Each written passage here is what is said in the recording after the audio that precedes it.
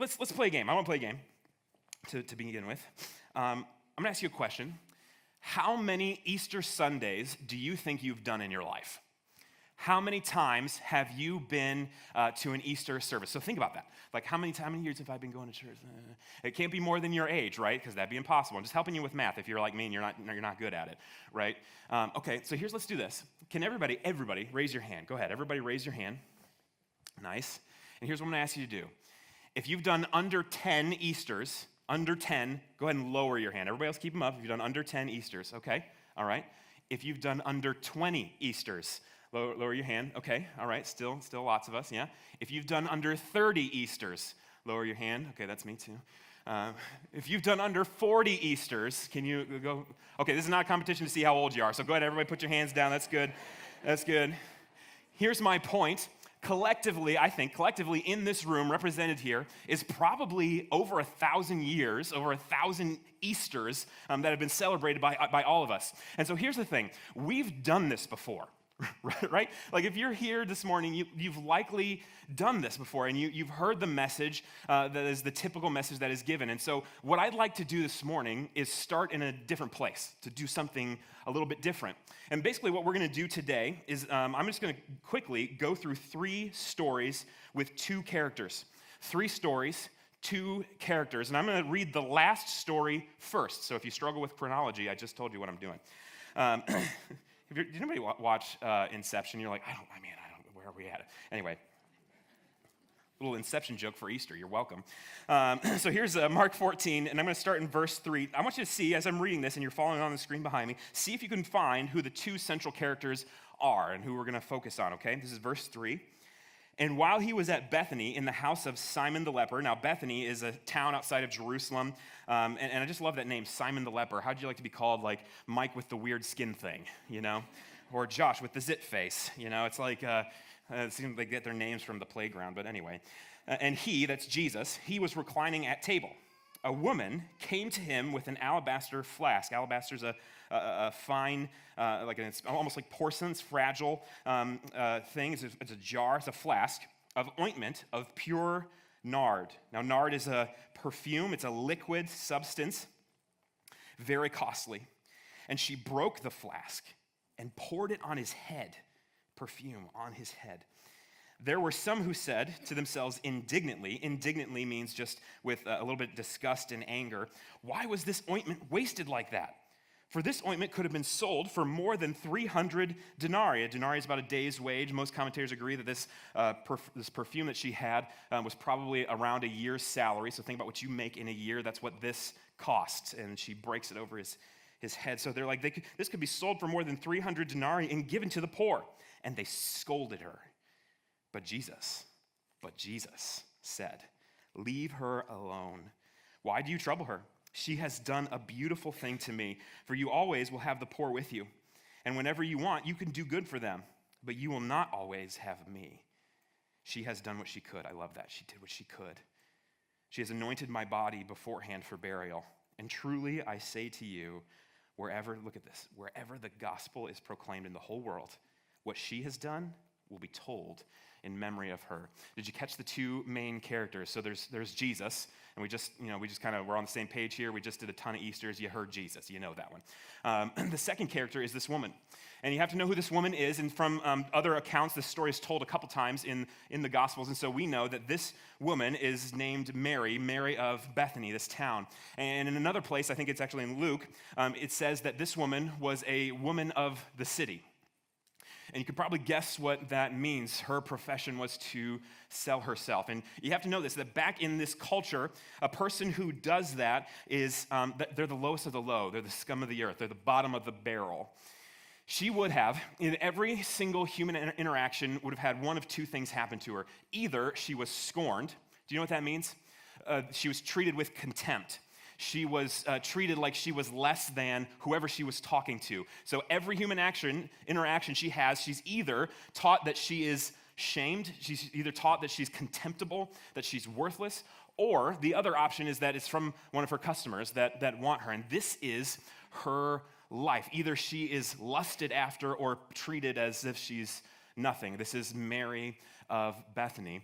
And In this story, she does something and we're going to focus on these two words here. This thing that she does is irrationally extravagant. It is irrationally extravagant. And you know it was irrational because what she had, it cost a year's wage. And so, I think you know what you make in a year. Don't shout it out. We don't need to know. But if you think about that, what would you drop that much money on in one shot? Probably nothing. Like to me, my wife's health and my daughter's health. And that's about it. Like not even my health. I'd be like in the hospital with a broken leg, and they'd be like, we can fix that. And I'd be like, well, how much does it cost? Oh, that much? I'm going home. So, like that. I'm cheap, but anyway. It's irrationally extravagant. And you can tell it's irrational because the people in this room, they're like, what are you doing? You could have used this money so much better. This doesn't make sense. It's irrational. And it's extravagant because it is just so much, and she pours it just lavishly over his head. And some people that are there are like, I can't believe that you would do that. And if you're here today and you're wondering, like me, why would she do that? I think that this story is written on purpose that way. It's written to get us to ask this question, why? Like, why would she do that? And to get that answer, you have to jump back 2 stories. So the first story that we see Mary of Bethany and Jesus in is this story where, so you have to remember who Mary is. She's a woman of the town. This is the substance of her life is either contempt or lust. It's a very difficult life, and we know that prostitution is not that much different today than it was. So it's likely that she was beaten a lot. It's likely that she had her money stolen from her. This is just her life, and she's got no place to go. And so we learn that she's living with her sister Martha. Now, Martha is somebody who's done everything right every single time, every single step of the way, right? So her house is nice and clean. She made all the right decisions in life. She was the good daughter, and she's stuck with Mary, right? Do any of you have like a deadbeat sibling? I know that's like a mean thing to say, but you thought it. As soon as I said it, you were like, oh yeah, I know who that is, right? Martha is stuck with like her deadbeat sibling. And here's the thing, she's family, so she has to take care of her, but she's got this terrible reputation. And so this is Mary, the girl who's done everything right and now has to take care of this woman of ill repute, if you read it in the King James. And so basically what happens, they're living together, and Jesus comes to their house.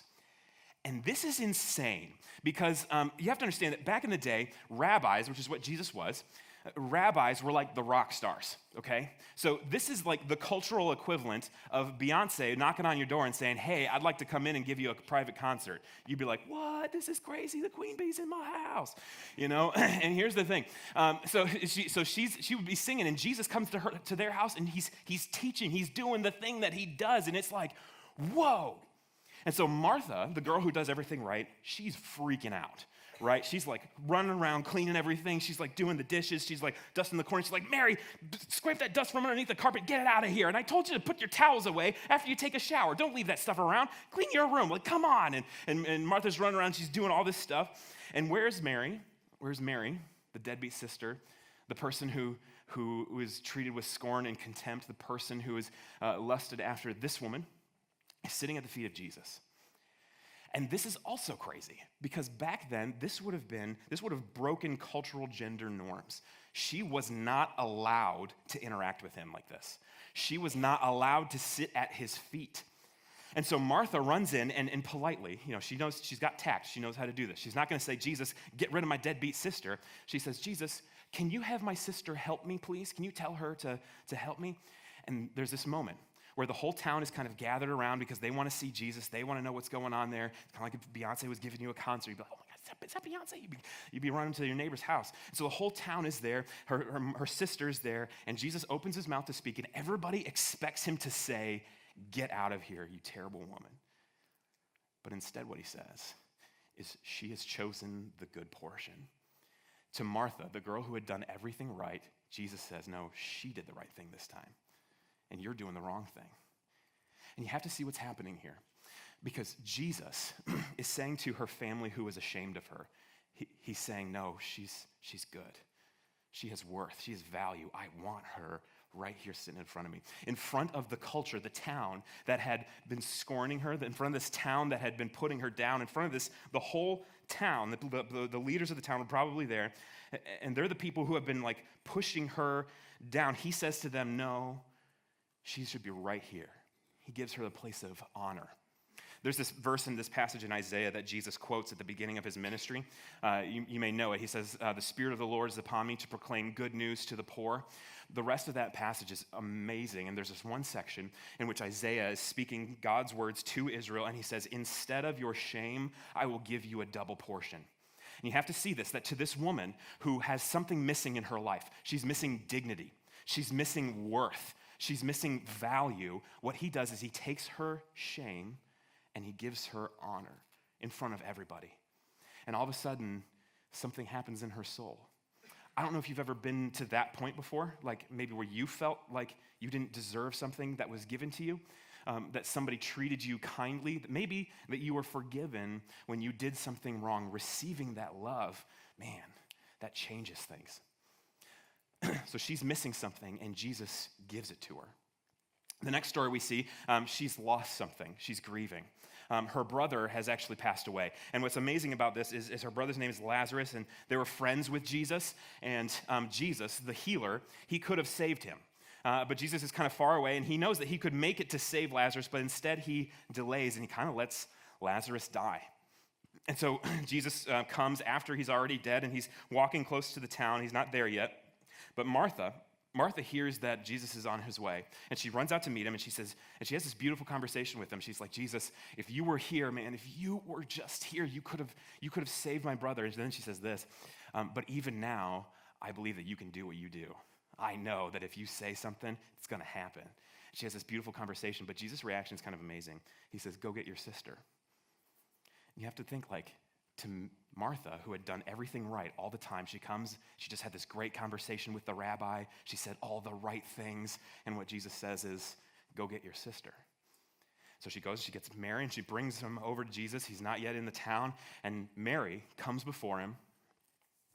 And she says, if you were here, I know that you could have saved him. And then she just collapses into tears. And she's weeping, she's grieving. And it's at this moment that we have the shortest verse in the Bible, that Jesus weeps. And you have to see this, that this woman who had never been special, this woman who had never received the proper attention, this woman who had always been discarded, alienated, excluded, pushed away, she's the one who made the rabbi cry. You have to see that the rock star was moved to tears for her. But she's still missing something. She's still like grieving because her brother has died. And so he goes to the tomb, and you know this story. He has the tombstone rolled away, and everybody's like, oh, Jesus, I don't know if you want to do that. He stinks a little bit, you know, like it's been a couple days. And so they roll the stone away, and Jesus calls out in this loud voice, Lazarus, come out. And what does Lazarus do? He comes out, and he's like, I'm alive, guys, yay. It's this happy story, and you have to see this verse that Isaiah was talking about. There's another second portion of that passage where Isaiah says that instead of ashes, God will give you a headdress. He turns your mourning into dancing, your weeping into joy, into this woman who was missing something. He'd taken her shame and given her honor to this woman who had lost something very dear to her. He takes away her mourning, and he gives her joy. And so this is kind of how their relationship goes. Now, fast forward to the story that I read at the beginning. They're at this house, and this time men would have sat around the table, and it would have been only men. The women would have served them. And Mary runs in, completely destroying cultural convention, goes up to Jesus, breaks this thing of perfume, this pure nard, and pours it over his head. And all the men in the room are like, I can't believe that she's doing this again. Mary, she's crazy. And Jesus does what he's always done. He removes her shame, he defends her, he protects her, and he honors her. And he honors her in maybe one of the most special ways that you could. I love this last verse. He says, truly, this is verse 9, I say to you, wherever the gospel is proclaimed in all the world, what she has done will be told in memory of her. He says, everybody is going to know what you did. And it's so beautiful. And so I have this question as I'm kind of coming to a close here. if you had received this irrational, extravagant love from Jesus in the way that Mary did, what would you give back? As Christians, we celebrate Easter because we identify with Mary. Because we've come to this place where we realize with ourselves that we have something missing. That there's something that we're always trying to get back, whether it's affection or love or belonging or being right or being smart or being athletic. We're constantly trying to get this back. And what we've realized as Christians is that it's found in him. And we all have had this loss in our lives in which meeting Jesus, and it doesn't take away the loss necessarily because you see that Jesus cries with her, but it's in the meeting of him that all of a sudden we feel, okay, even though my world is falling around, I can dance for joy with him. So if you had received this irrational, extravagant love, what would you give? Take a minute, think about that. And then if you came with somebody here this morning, I want you to turn to them. We're going to talk in church. It's going to be good, I promise. Go ahead and share with them what that thing would be. Go ahead.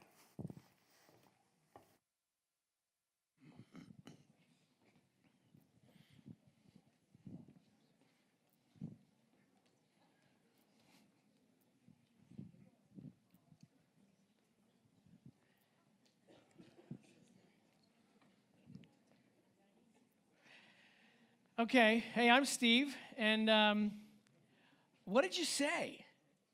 Like, what kind of gift could in any way come close to offering back to Jesus what he has done for Mary? I mean, I don't know. I was trying to think of something that I prize that much, and there really is nothing that could even come close to offering up. I mean, the best thing I have, I don't know. And that's what it seems like this woman has given. Mary has given the very best thing that she has. And this is interesting because her brother has just died like a couple days before this event. And she didn't do this for him. Jesus says, she has prepared my body for burial ahead of time. And so I don't know if she knew what was going to happen to Jesus, but listen to the story again. This is from John's perspective. Jesus came to Bethany where Lazarus was, whom Jesus had raised from the dead. And he's kind of given us the whole story here real fast. So they gave a dinner for him there. So it was a party in honor of Jesus. Martha served, as Josh said. Obviously, that's what she does. And Lazarus was one of those reclining with him at the table. And Mary took a pound. Okay, that little vial, I have a little vial over there. It's like really small. This is a half of an ounce of nard. This is oily nard, but this is pure nard. Think of this. This is a half an ounce. I always knew that a pint's a pound the world around. You ever heard that phrase? Anybody old heard that phrase? That's kind of how I knew. Okay, so like a pint of water is about a pound of water. A pound is about 16 ounces. So I thought about like this is a half an ounce, like 32 of these babies. Like roll them together and stack them on top, and this is how much you'd have. That's a bunch. Now, the other thought is like a pint. I kind of know what a pint is for other reasons. Maybe you do too. Okay, so think of that, maybe. Think of that like a pint. My son-in-law's here. He actually etched my name in a pint so that I could hold nard in it, obviously. So here you go, Josh. Hey, keep that. Think of a pint jar. Expensive, like a year's wages. I don't know what you make. I know what I make. Think of how much is in that. Pint of pure nard. Now, how many of you know a lot about perfume? Yeah, neither do I. But I researched it a little bit. This is how, okay, so perfume is usually not the pure nard that's being used here. It's often diluted down like 4 times. So you only get about 20 to 25% of the essence of the scent, like the oil or whatever it is that's coming out of nard or spikenard is a plant. And so they're getting a little bit of stuff out of each little flower and they're putting it together. And so it comes from India and that's why it's so expensive. But to take all of that, the pure essence of the scent, if we were going to do perfume, it would only be 25%. There's a thing called eau de toilette. Have you heard of this? Toilet water? Like, what? Do you want to put that on yourself? It's funny. We had a fun day yesterday. We had all the kids here for an egg hunt and a bouncy thing and some animals and some face paint and all thing. But here, bad combination. They went out and got a bunch of eggs and they ate a bunch of candy and they came to the bounce house, which is over here. And then some little guy went right to the bathroom and missed the toilet, hit the wall in the back. And I walked in and just went, oh my gosh. It was almost like sympathetic vomiting. And I was always the guy who could handle the vomit. Like my wife handles the other thing, and I could take the puke, but I could not take it. I walked in there, walked out, and I looked for a deacon. Hey, can somebody go clean that toilet? And literally, they went and cleaned it, and I walked in there later. It didn't matter. This was still there. That scent was still there. I thought, oh, great, Easter. When we walk in there, and we're going to have people sympathetic vomiting all over the floor. It's going to be classic. But no, this pound of pure nard, a pint of it, pure, poured over somebody's head as anointing them and preparing their body for burial. Now imagine, it's just going all over their hair and it's coming down their robe and through the beard. It even says that it goes down all the way to his feet and she's wiping his feet with it. This would have such an incredible smell to it. I gave you a little nail when you walked in here, and I don't think the scent is still there. You can take get it close. Some of you might have a little bit of the scent. I didn't want to get too smelly because people puke again, and we have already had that happen. Didn't want that anymore. But I did it last night with the nail and put this oil on him, and then came this morning and opened the door of my office, and oh my gosh, it was beautiful. The puke was bad. This was so good. The juxtaposition of it was incredible. It was beautiful, this scent. Now, what says when Mary pours this pound of pure nard over Jesus, it says the house was filled with the fragrance of this perfume. It was overwhelming. And I don't know if you know this, but scent is always a thing that triggers memories. I don't know how many people I know who, the moment they hear Old Spice or they smell Old Spice, they think, Grandpa. That's just kind of the thing. Everybody used Old Spice. Memories of Grandpa holding me, reading books, and just that whole thing that's triggering memories from this. And so Jesus is there with all this aroma coming off of him. They're yelling at him, but Jesus is saying, this woman has done a beautiful thing for me, preparing my body for burial. Now, imagine that scent being just covered Jesus completely. Now, you know what happened from that point on? He went to the cross. The next night, they were taking Passover meal together. He instituted communion where we take the bread and the wine. And then from there, he goes to the Garden of Gethsemane and he prays that this horrible task would be taken from him. From there, he goes to the cross, to the tomb, and then to Easter Sunday. But I thought of some of the key moments that were happening in Jesus' life and thought, at that moment, I gotta believe that the scent, this incredible, overpowering scent of nard would have overflowed onto this person. Now, first, you know that during the communion experience, the Passover meal that they were having, it says that at some point, Jesus took the basin and began to wash the disciples' feet. Now, just do this physically. It's like if you go down and you're washing somebody's feet, your hair is right under their nose, right? And all of this smell, this pure perfume is right there. I gotta believe they went, whoa, oh, that is beautiful.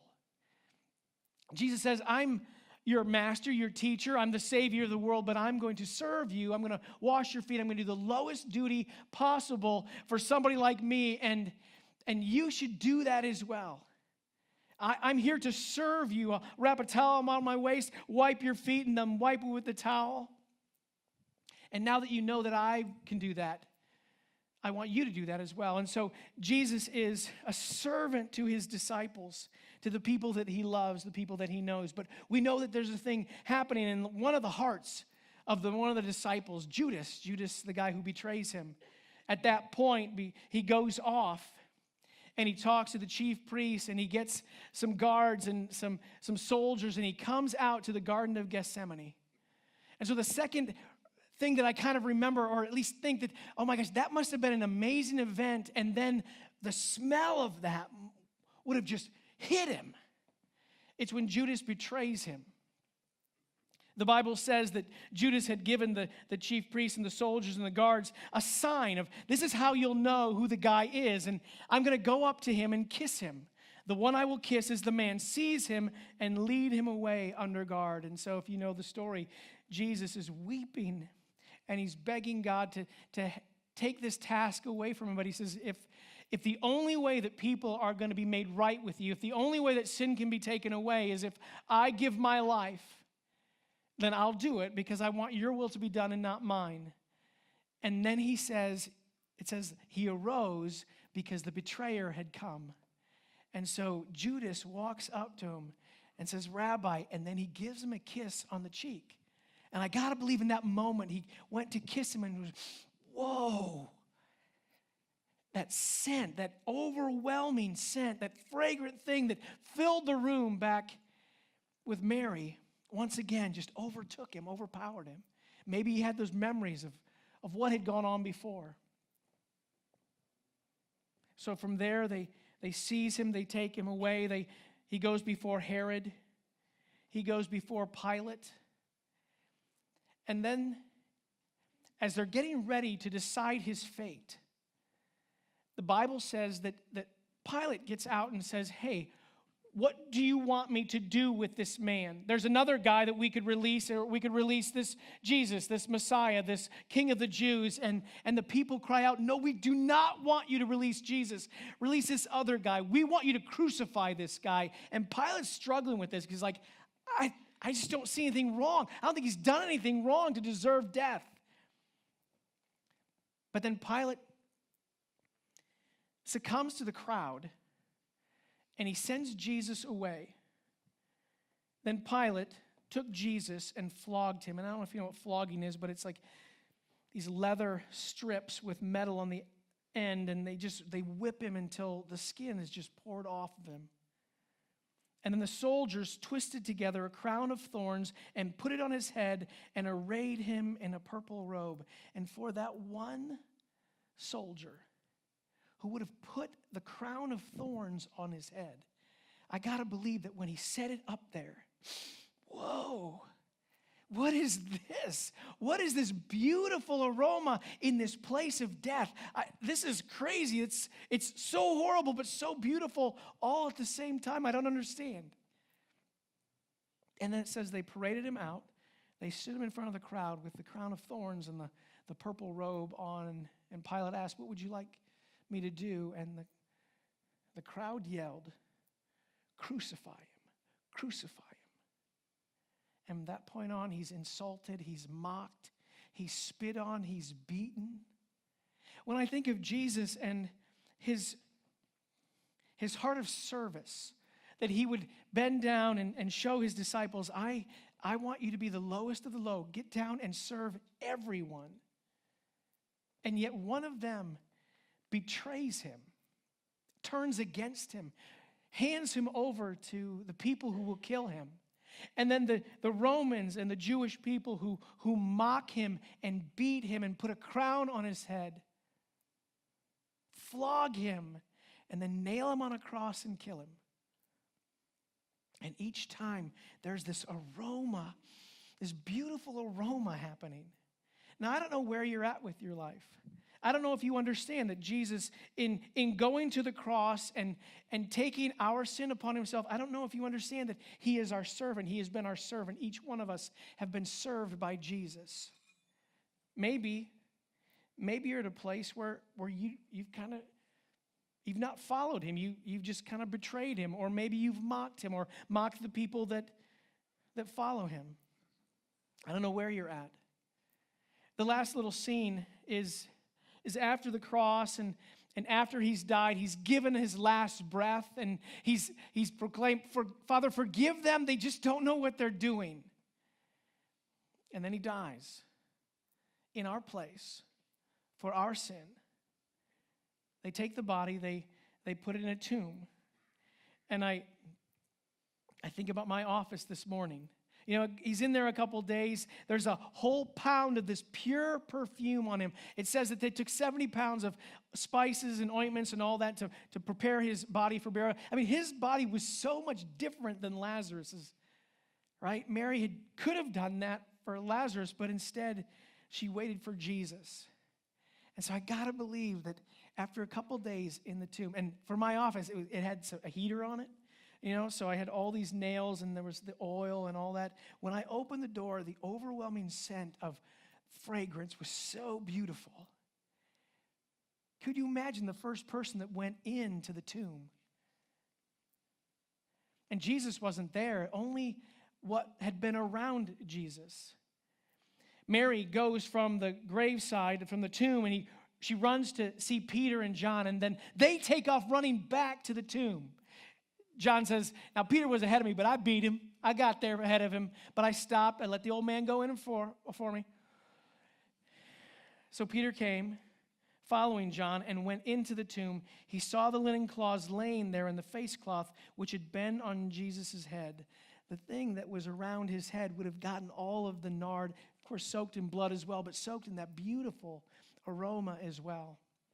And I wonder if he would have grabbed it and just took it to his nose. Oh my gosh, that is him. That was him. He's not here anymore. It says that John, in that instance, believed.